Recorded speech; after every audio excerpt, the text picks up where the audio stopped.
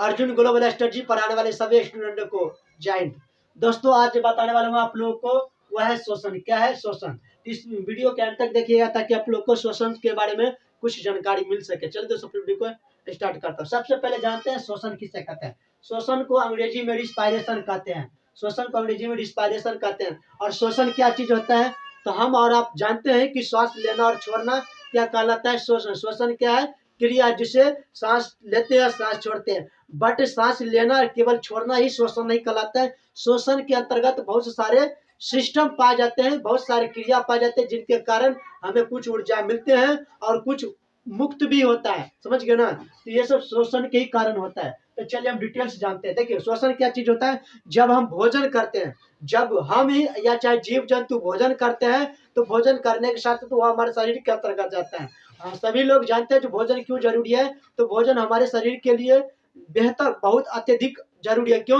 क्योंकि हमारा शरीर जो है कोशिकाओं से बना हुआ है। तो कोशिकाओं को जीवित रखने के लिए, कोशिकाओं को पुनर्निर्माण करने के लिए हमारे शरीर को भोजन आवश्यक है। या कोई भी किसी भी प्रकार का कार्य करने के लिए हमारे शरीर को क्या चाहिए? एनर्जी। क्योंकि कार्य तभी करेंगे या कोई कर सकता है जब उसे एनर्जी मिल सकता है, ताकत मिल सकता है। तो वह एनर्जी किससे मिलता है? तो वो हमें भोजन से मिलता है। किससे मिलता है? भोजन से मिलता है।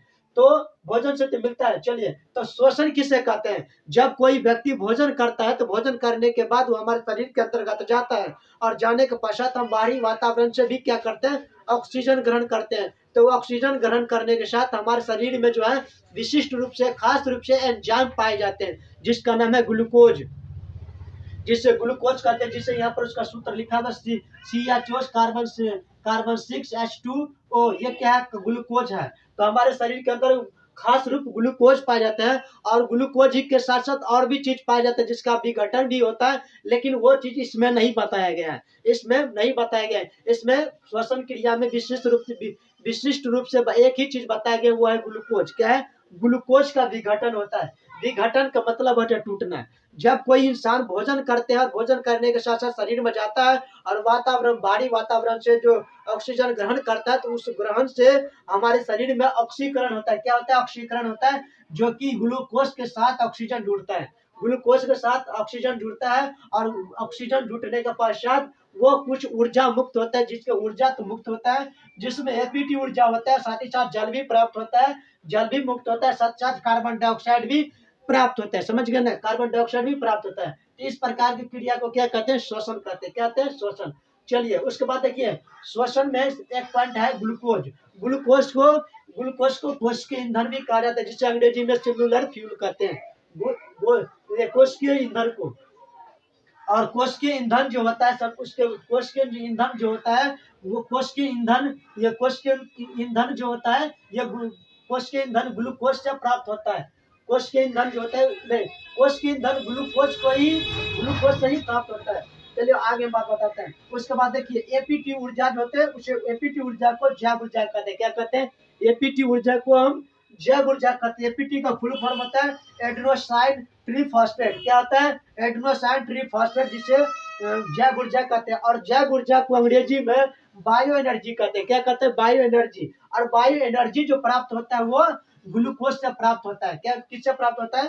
ग्लूकोज से प्राप्त होता है। और ग्लूकोज को कोशिकीय ईंधन भी कहा जाता है। उसके बाद देखिए शोषण क्या होता है। शोषण को दो भागों में बांटा गया है।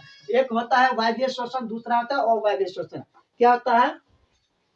एक होता है वायवीय शोषण, दूसरा होता है अवायवीय शोषण, जिससे अंग्रेजी में एनेरोबिक रिस्पायरेशन कहते हैं।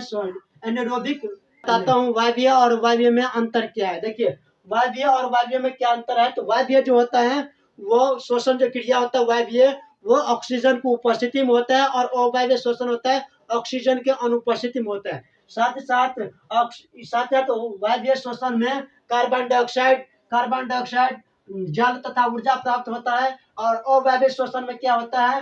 अवायवीय शोषण में पायरुवेट, इथेनॉल, लैक्टिक अम्ल के साथ साथ ऊर्जा प्राप्त होता है। और कभी कभी इथेनॉल के साथ कार्बन डाइऑक्साइड भी प्राप्त होता है। उसके बाद वायवीय शोषण जो क्रिया होता है, वायवीय शोषण क्रिया में ज्यादा एनर्जी मिलता है। क्या मिलता है?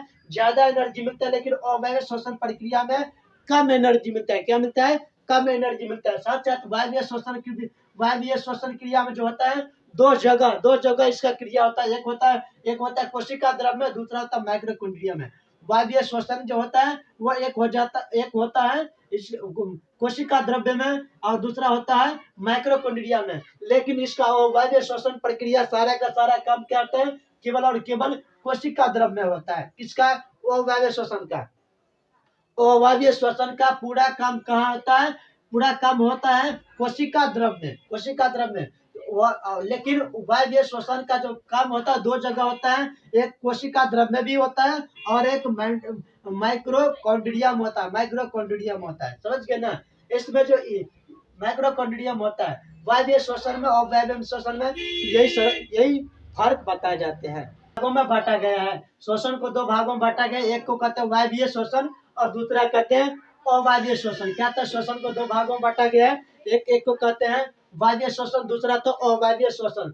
तो वायवीय श्वसन का अंग्रेजी में एरोबिक रिस्पायरेशन कहते हैं और एरोबिक रिस्पायरेशन कहते हैं, अवायवीय को एनेरोबिक एनेरोबिक एनेरोबिक रिस्पायरेशन कहते हैं। समझ गए? तो देखिए वायवीय श्वसन क्या होता है? वायवीय श्वसन जो क्रिया होता है वो ऑक्सीजन की उपस्थिति में होता है। क्या होता है? ऑक्सीजन की उपस्थिति में होता है।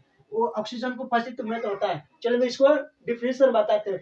वायवीय श्वसन ऐसा श्वसन क्रिया है जिसमें ऑक्सीजन की उपस्थिति में कार्बन डाइऑक्साइड तथा जल और साथ ही साथ ऊर्जा प्राप्त होता है।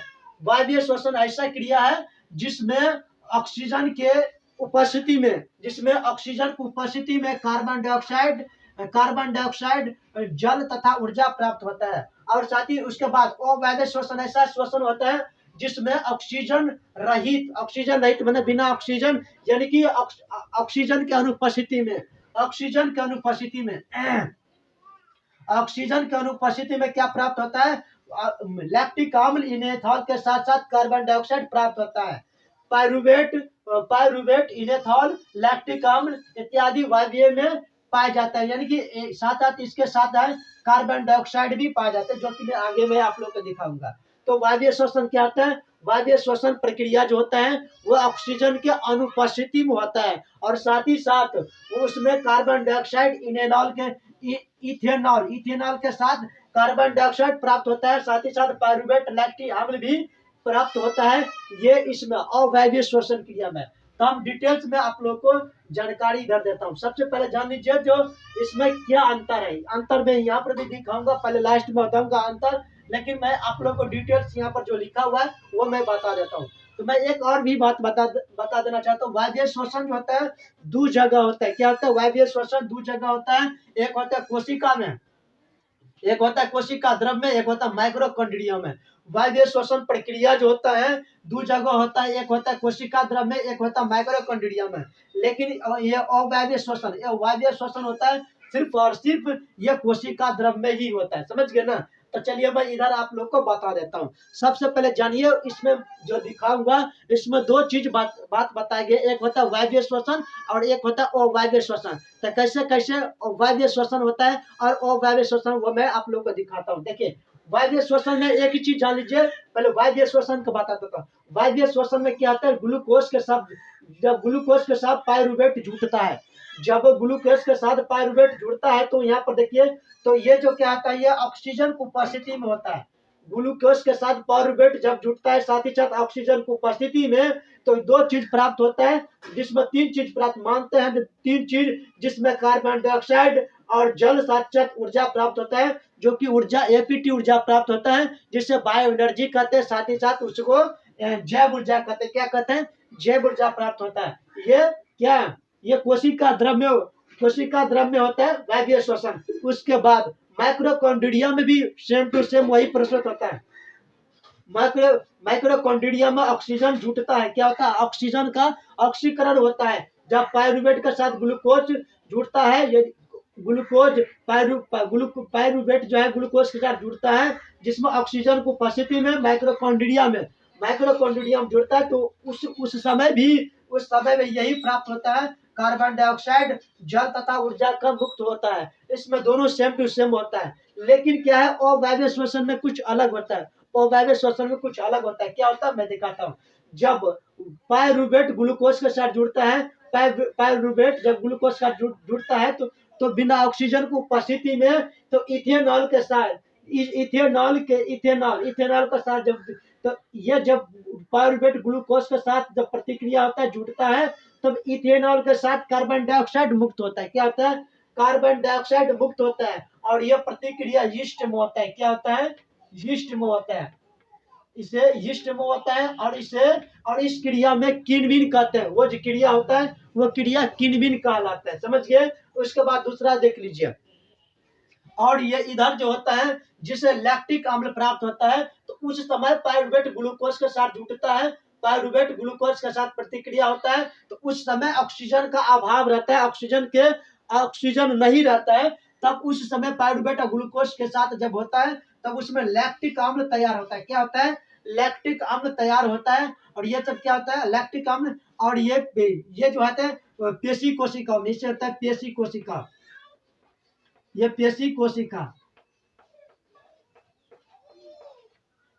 कोशिका में होता है। ये सब क्या होता है? पेशी कोशिका में होता है लैक्टिक अम्ल तैयार होता है। और भी बात बताया जाती है कि लैक्टिक अम्ल यदि हमारे शरीर में लैक्टिक अम्ल ज्यादा बन जाते हैं न तो दौड़ने के समय या ज्यादा चलने के समय हमें ऐंठन होता है, तकलीफ होता है, उसमें चलने में काफी दर्द होता है, महसूस होता है। तो लैक्टिक अम्ल के ही कारण हमारे शरीर में काफी दर्द होता है। जब हमारे शरीर में लैक्टिक अम्ल ज्यादा मात्रा में बन जाते हैं तो उस समय चलने या दौड़ने पर हमें दर्द या ऐंठन होने लगता है, तकलीफ होने लगता है। तो इस प्रकार वायवीय और वायवीय के बारे में बात बताया गया है। उम्मीद है कि ये वीडियो आप लोगों को अच्छा लगा हुआ। यदि अच्छा लगे तो प्लीज चैनल को सब्सक्राइब कर दीजिए, साथ साथ बेल बटन को दबा दीजिएगा क्योंकि मैं साइंस से रिलेटेड हमेशा वीडियो बनाता रहता हूँ। फिर मिलते हैं अगले वीडियो में। तत्काल जय हिंद, जय भारत, वंदे मातरम।